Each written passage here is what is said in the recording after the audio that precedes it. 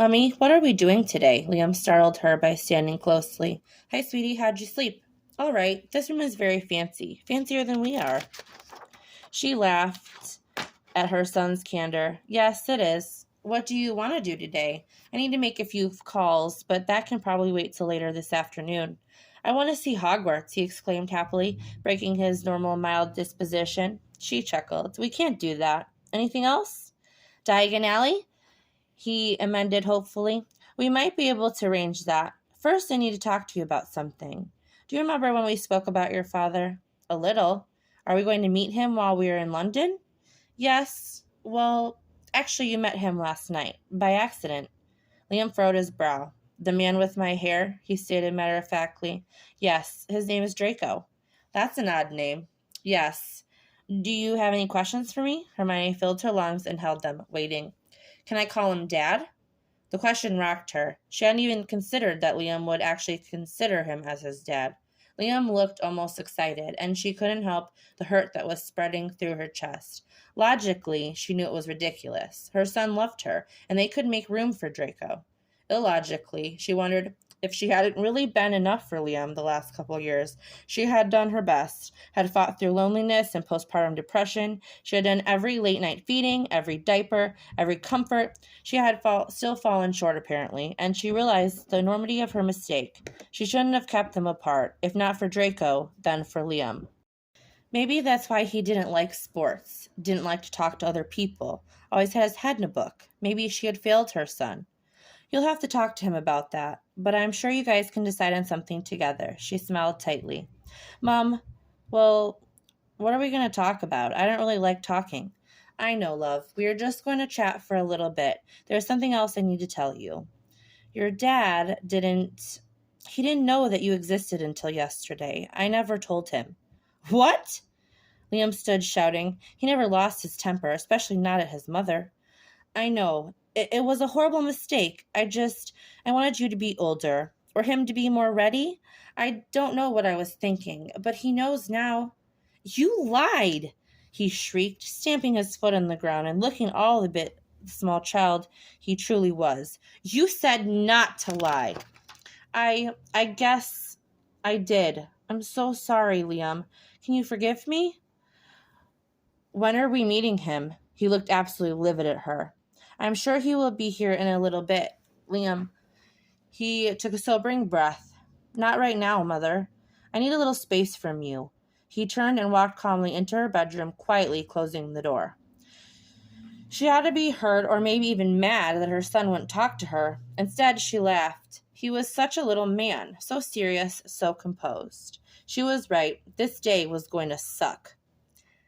Liam didn't leave the bedroom, and when she had gone to check on him, he had simply requested that she respect his privacy, to which she rolled her eyes and granted his request.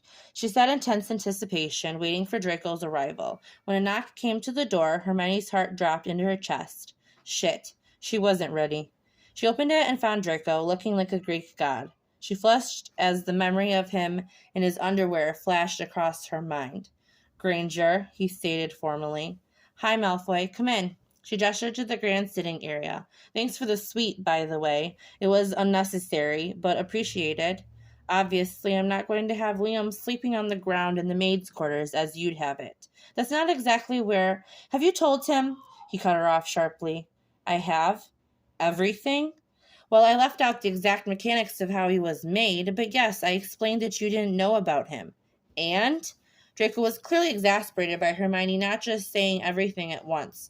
Listen, he's still in his room. He's mad at me, which is understandable, but can we talk for a minute?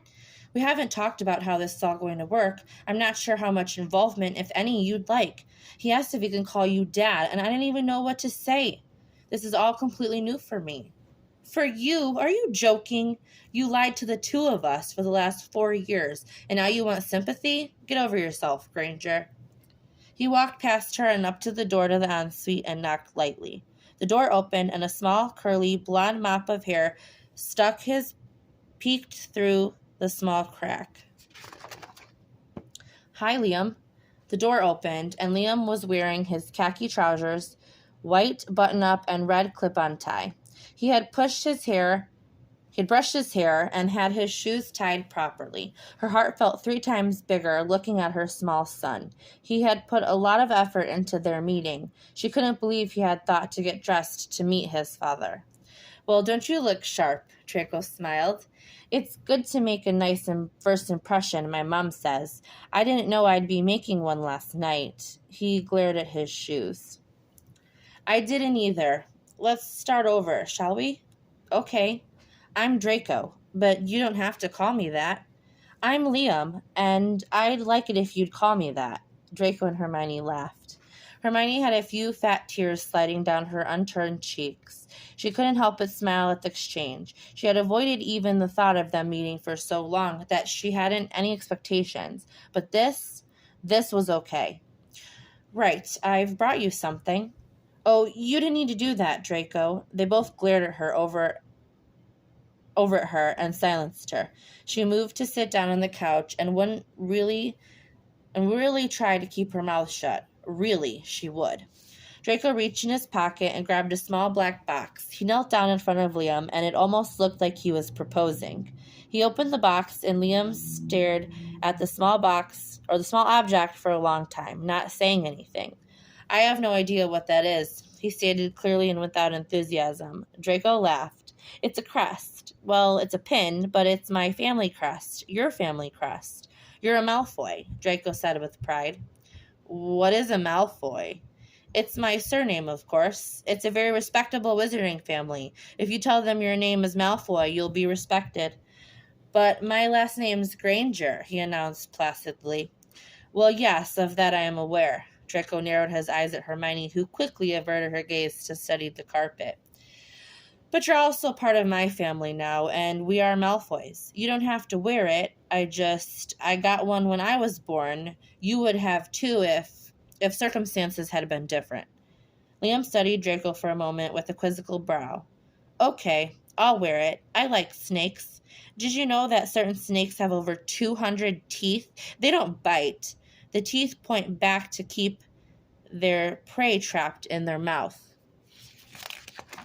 Merlin, no, of course I didn't know that. Draco looked mortified at his son. But I'm glad to hear you like snakes. Maybe we still have time to make you a Slytherin. That's the best house, bar none. I can't be in Slytherin. That's at Hogwarts. Where else would you possibly go? Don't tell me your mom wants to send you off to Beauxbatons, though I wouldn't be surprised. I'll go to Livermorny. In America? Draco exclaimed in surprise. I live in America. In New York? I have an apartment and a cat. Mom sometimes lets me go to work with her. You should see the library. Someday I'm going to read every book, but Mom says they are too big for me right now, so I bring my own books. Do you like to read? Yes, I do. And I'm sure I have a library at my house that would put your moms to shame. We will discuss your schooling later, but I do have a strong feeling it won't be in America. Draco was trying to speak kindly to Liam, but Hermione could hear the disdain was meant for her. Of course she'd be taking Liam back to America. That was their home. Her work was there, her cat. They could figure out the way that Draco could still see Liam a few times a year. Yes, of course he'd be amenable to that. So, do you have a mother and father? Liam questioned. I do. They live in the North Country now, so I don't see them much. Do they know about me? My other grandparents did, but they didn't care to know me either. Well, no, they don't know about you. I only just learned about you, but I'm afraid they left a lot to desire as parents. I'm not sure how they will fare as grandparents. Okay, Liam said, unaffected. I was wondering if you'd like to spend more time with me. I don't know if you have time. Mother, do I have time? Sure, honey. I'd like to come, though, if that's all right. I guess, they both said in the exact same voice, slightly disappointed. Let's just walk before we run, guys, okay? Liam mentioned wanting to see Diagon Alley. Are you up for that, Draco? You know, I think I have a few spare galleons burning a hole in my pocket with your name on them, Liam. I'd love to go to Diagon Alley. He smiled conspiratorially and proffered his arm. Liam took it excitedly, and Hermione sighed. So much for avoiding a silver spoon.